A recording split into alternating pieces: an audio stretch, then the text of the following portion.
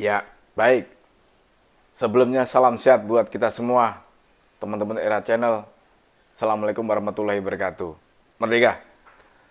Teman-teman, hari ini saya mendapatkan sebuah video yang lagi viral dari sahabat saya, teman media, Mas Mufid dari Pojok Satu ya.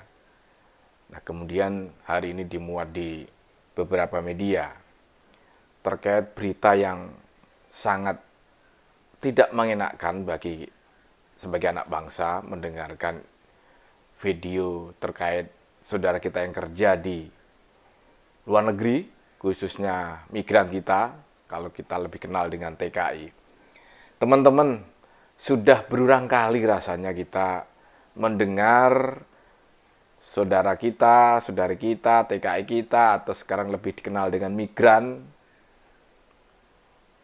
pekerja yang di sektor informal, berulang kali kita dihebohkan oleh kepiluan, berulang kali kita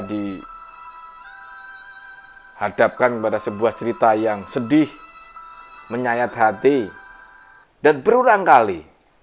Tapi kok ini terus dan terus menjadi berita, dan kasusnya berganti-ganti. Kasus yang kemarin atau yang dulunya belum selesai, kemudian di follow up, kemudian baru lagi dan baru lagi. Ini adalah sebuah cerita pilu, cerita sedih yang merasa dibohongin pekerja migran kita. Tetapi dengan cerita kepiluan itu, kita harus bagaimana menyikapinya. Migran kita itu bernama Nur Falah. Tapi sebelum lebih jauh, teman-teman sekalian, sebelum kita lanjutkan, saya ajak teman-teman untuk melihat sekilas terkait dengan video yang sempat dan sekarang lagi viral menjadi bahan isu media massa maupun teman-teman media sosial. Mari kita ikuti sejenak untuk mengikuti video sebentar.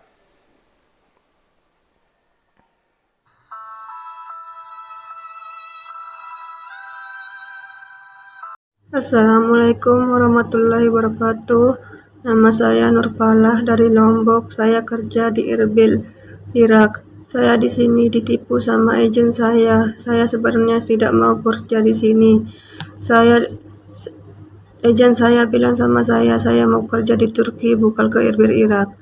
Saya merasa ketakutan di sini. Saya selalu dibentak-bentak sama majikan saya. Saya mohon kepada DPTI Jakarta Timur buat bantu saya. Saya sudah tidak tahan kerja di sini. Assalamualaikum warahmatullahi wabarakatuh.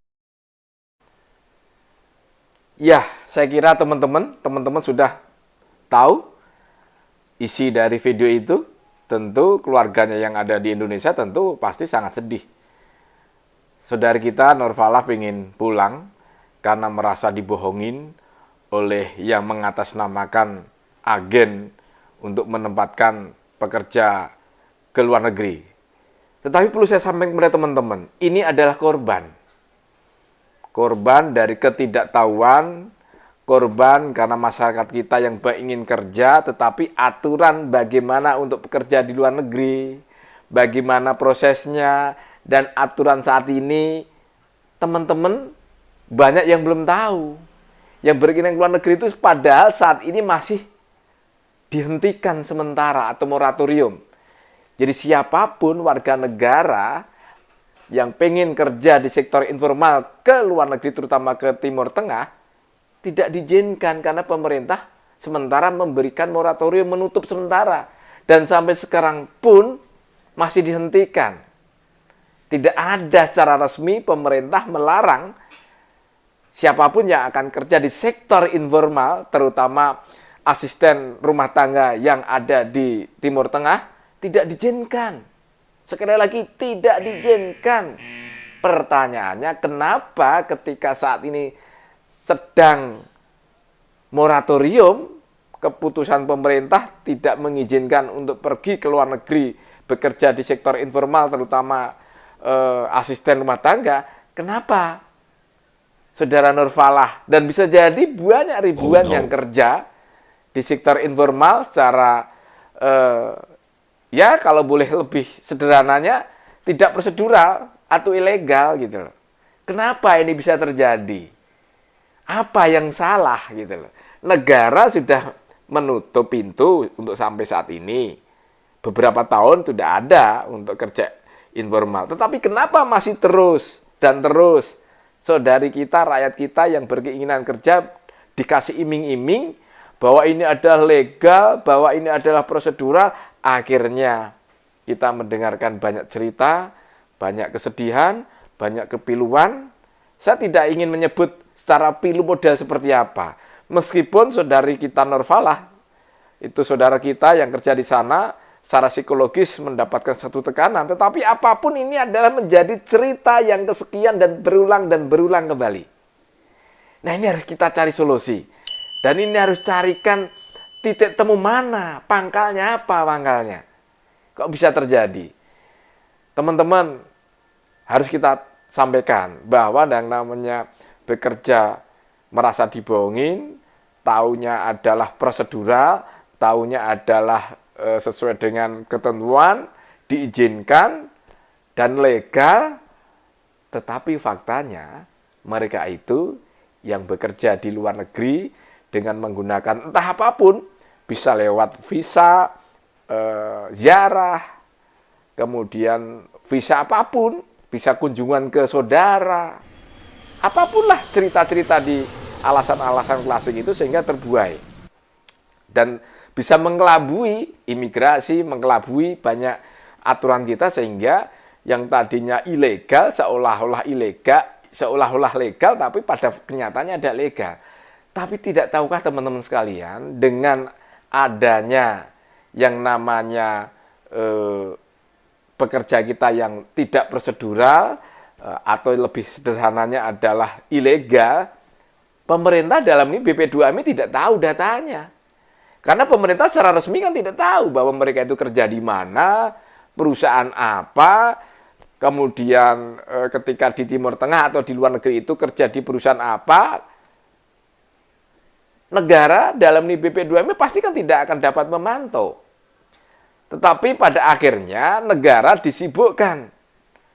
Baik kedutaan kita, kemudian BP2MI, pasti akan menjadi sorotan. Kenapa? Itu wilayahnya mereka.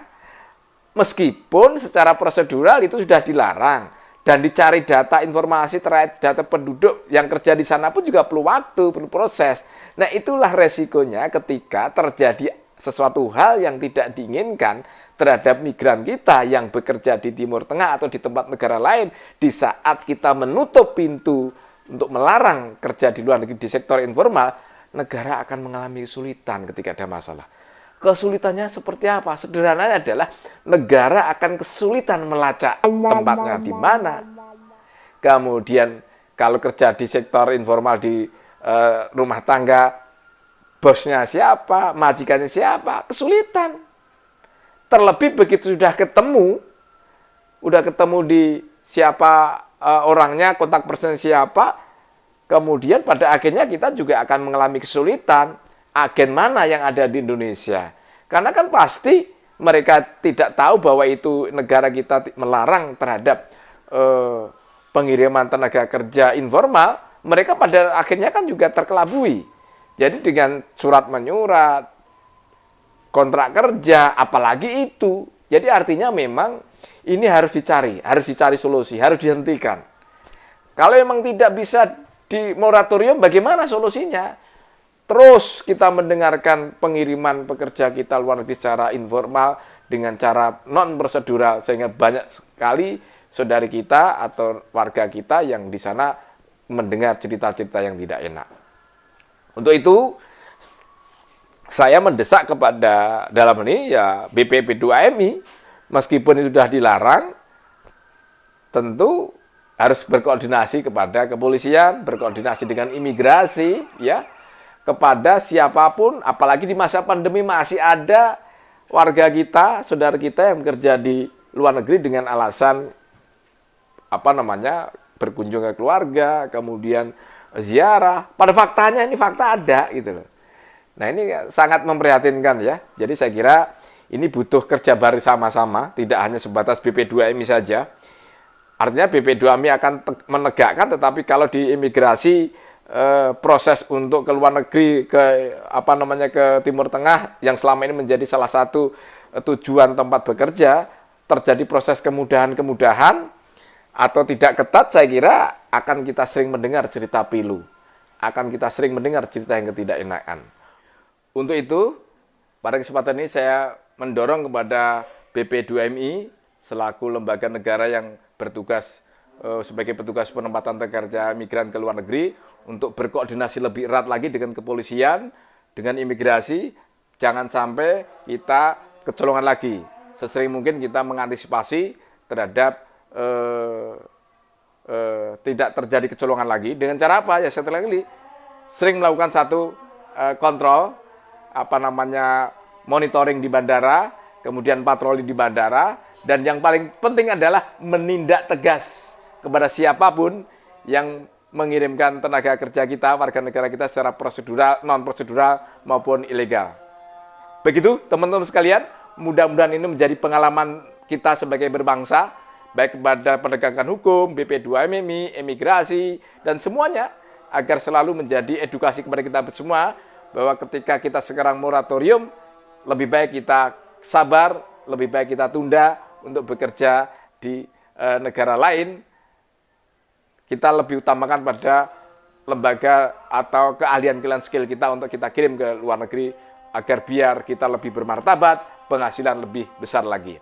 Begitu teman-teman sekalian, isu kali ini yang tidak menyenangkan, mudah-mudahan ke depan kita mendapatkan isu yang lebih ringan, lebih menyehatkan, tetapi paling tidak ini adalah sebagai anak bangsa kita harus empati, simpati, dan mensupport apa yang dilakukan oleh saudari kita yang bekerja di Arab atau di Timur Tengah, dalam ini Irak. Begitu, sampai ketemu di lain kesempatan. Salam sehat buat kita bersama. Selamatkan diri kita, selamatkan keluarga kita, selamatkan bangsa melalui protokol kesehatan. Kita percaya kita bisa menang melawan pandemi. Salam sehat, assalamualaikum warahmatullahi wabarakatuh. Merdeka!